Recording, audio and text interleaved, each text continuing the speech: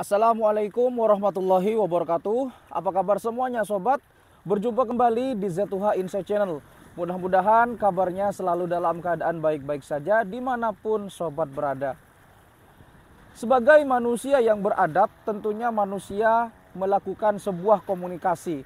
Entah itu melakukan sebuah komunikasi melalui bahasa verbal ataupun bahasa nonverbal. Tetapi apa jadinya jika sebuah bahasa, terutama dalam hal ini adalah bahasa nonverbal, yaitu bahasa tulisan, menjadi sebuah fenomena yang ternyata keliru dalam segi kaidah, baik itu dari segi fonologi, morfologi, sintaksis, dan lain sebagainya. Di mana fenomena kebahasaan tersebut biasanya terjadi di usia-usia remaja, tak terkecuali remaja-remaja yang ada di negara kita, yaitu negara Indonesia. Banyak sekali bahasa-bahasa gaul atau bahasa-bahasa slang yang semestinya tidak ada dalam kaidah-kaidah kebahasaan bahasa Indonesia, tetapi menjadi sebuah fenomena dan menjadi ada seiring dengan berjalannya waktu, atau yang disebut dengan bahasa alay. Ini akan kita bahas pada episode kali ini. Sebenarnya dari mana asal-usul bahasa alay itu? Ayo kita belajar bersama, jangan skip videonya, dan seperti biasa kita putar dulu intronya.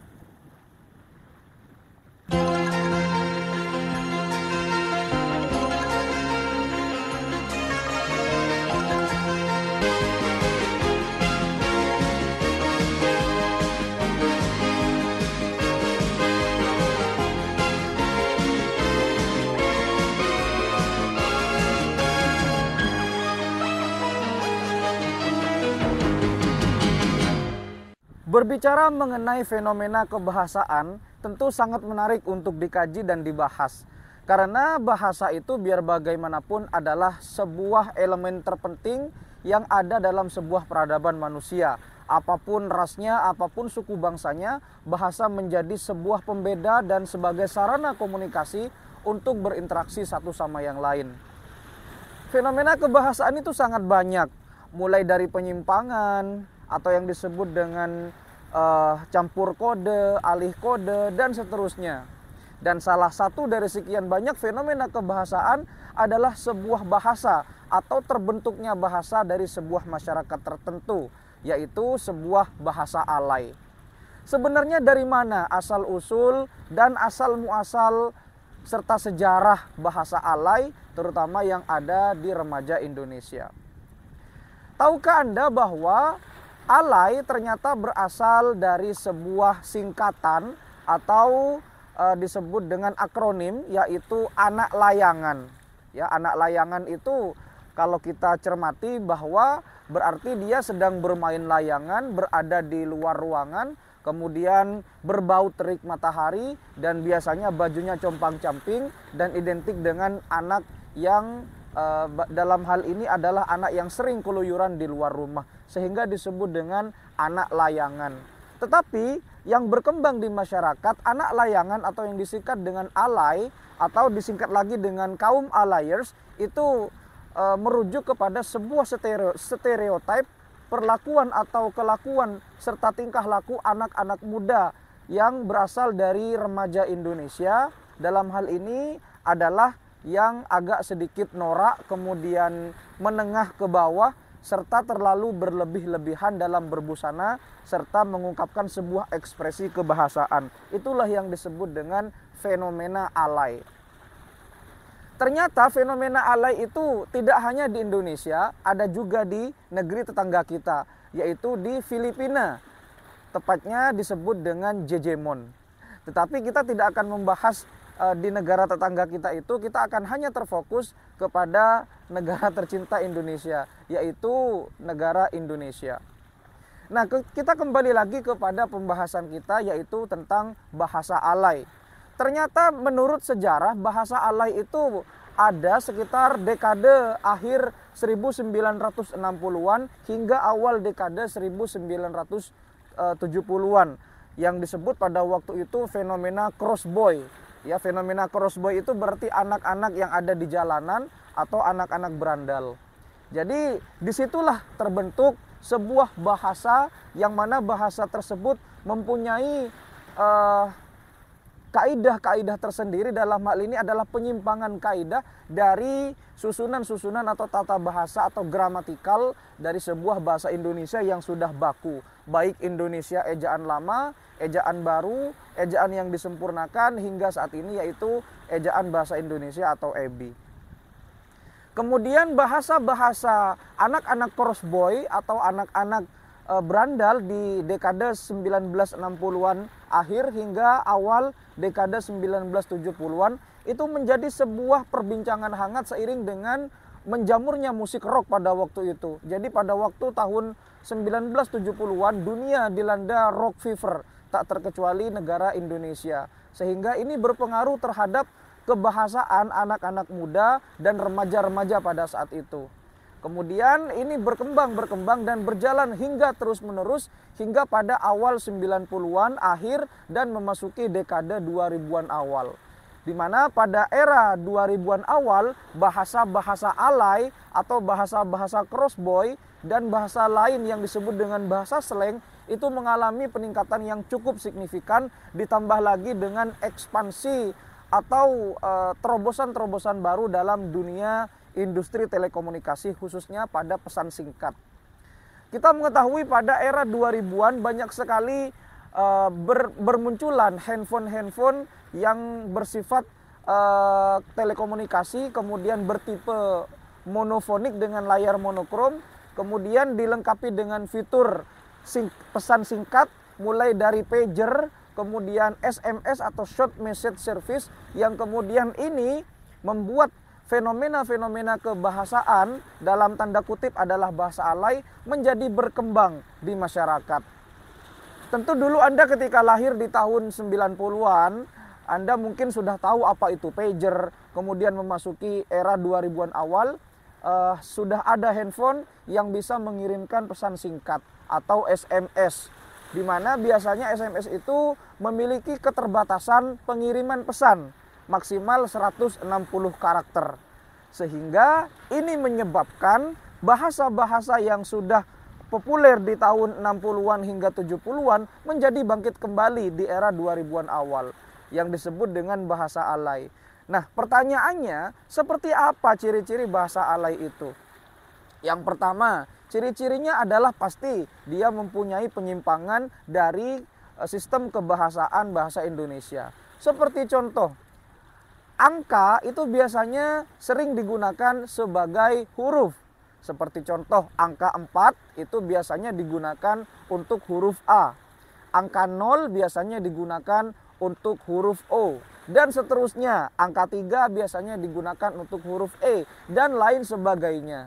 Ini apa tujuannya? Karena tujuannya adalah untuk membuat sebuah pesan seolah-olah pesan tersebut menjadi gaul.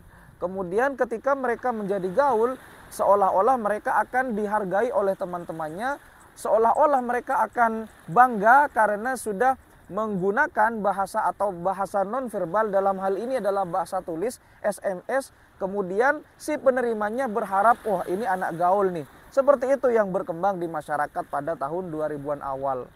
Kemudian apalagi ciri-ciri yang kedua? Ciri-ciri yang kedua biasanya pesannya sangat singkat sekali. Contoh, karena SMS-nya pada zaman itu adalah 160 karakter, maka sebisa mungkin pesan itu tersampaikan secara utuh tetapi memiliki huruf-huruf yang disingkat. Seperti contoh, kamu itu menjadi KM. Sayang itu menjadi cayang, dan seterusnya yang tidak bisa saya sebutkan satu persatu karena memang sangat banyak sekali jenis-jenisnya.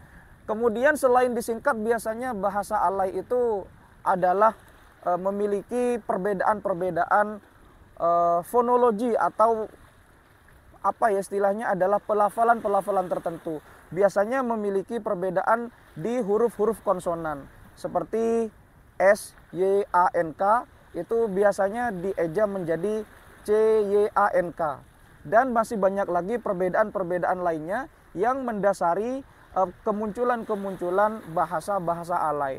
Atau yang sering kita temui adalah semisal kamu itu biasanya diimbuhi menjadi kamue. Kemudian aku menjadi akoe. Apalagi ya, biasanya diimbuhi lagi dengan eh, semangat menjadi cemangat, cemungut menjadi ya macam-macam lah. Itu yang disebut dengan bahasa-bahasa alay dan sampai saat ini masih berkembang di masyarakat. Kemudian ciri-ciri yang lain adalah biasanya ada penambahan-penambahan. Entah itu penambahan di awal, di tengah, ataupun di akhir.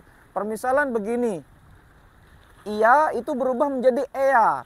Kemudian bisa saja menjadi iyac dan seterusnya. Itu kalau penambahan di awal ya. Kalau di akhir biasanya sorry ya, itu biasanya sorry ya. Dan macam-macam jenisnya. Tentu ini menjadi sebuah keresahan ya, karena biar bagaimanapun bahasa Indonesia itu adalah bahasa yang baku, tetapi fenomena bahasa alay itu menjadi keunikan dan keanehan tersendiri yang sampai saat ini pun di era zaman yang sudah multidigital, SMS sudah tidak dibatasi, masih saja kita temui bahasa-bahasa yang demikian. Sehingga tujuannya adalah menyingkat ya, tujuannya adalah menyingkat, tetapi atas dasar tujuan menyingkat itu timbullah gejala-gejala atau fenomena-fenomena kebahasaan yang sebenarnya tidak boleh terjadi dalam sebuah susunan atau tata bahasa kebahasaan. Kalau kita telusuri tidak hanya bahasa Indonesia yang dipleseti seperti itu ya, banyak, apalagi bahasa Inggris. Contoh kalau bahasa Inggris begini, bahasa Inggrisnya 2 kan two, bahasa Inggrisnya 1 kan one, sehingga kalau dieja menjadi two one. Seperti itu. Apalagi bahasa Inggris yang sering dipeleseti seperti ini, N itu berarti sudah, chair itu berarti apa? Kursi, and chair. Dan lain sebagainya. Jadi tidak hanya bahasa Indonesia yang dipeleseti, ada juga yang tersusupi ya, bahasa alay itu juga tersusupi. Seperti bahasa Jawa masuk kepada bahasa Indonesia, atau bahasa daerah seperti bahasa Madura masuk kepada bahasa Indonesia, atau bahasa Sumatera masuk ke bahasa Indonesia, dan lain sebagainya yang banyak jenisnya, yang ternyata sampai saat ini bahasa alay terus masih berkembang ya. Kalau kita mengirimkan pesan via WhatsApp atau Instagram, atau buat status, buat story di Facebook, ternyata bahasa alay itu masih sering kita jumpai dan masih sering kita temui. Jadi fenomena-fenomena seperti ini seharusnya kita harus kurangi demi menjaga eksistensi bahasa Indonesia, karena biar bagaimanapun bahasa Indonesia itu adalah bahasa yang sangat besar, bahasa sebagai simbol negara Indonesia yang seharusnya kita rawat, kita jaga. Jangan sampai fenomena-fenomena ini dipakai secara terus-menerus oleh generasi kita. Sudah saatnya kita memberikan edukasi dan pemahaman bahwa bahasa-bahasa seperti itu sebetulnya sudah tidak lazim lagi digunakan di zaman sekarang. Ya kita biar bagaimanapun harus mengetik secara sempurna, biar tidak ada distorsi makna, biar tidak ada kesalahpahaman antara si pengirim pesan dengan si penerima pesan. Tujuannya adalah untuk menyelamatkan eksistensi bahasa Indonesia serta jati diri bangsa ini, sehingga tidak ada lagi penggunaan bahasa alay di masa yang akan datang. Dan tentu kalau ini sudah bisa kita terapkan, maka kita bisa mengurangi setidaknya dari diri kita sendiri dan juga kepada keluarga-keluarga serta kerabat-kerabat terdekat kita untuk tidak lagi menggunakan bahasa alay. Siapa yang Facebooknya atau sosial medianya namanya diganti dengan nama-nama yang lain, seperti kalau perempuan menjadi princess atau kalau laki-laki menjadi si siapa gitu ya, kemudian diganti dengan nomor-nomor di belakangnya, Erik 09, Princess Bawel, dan seterusnya.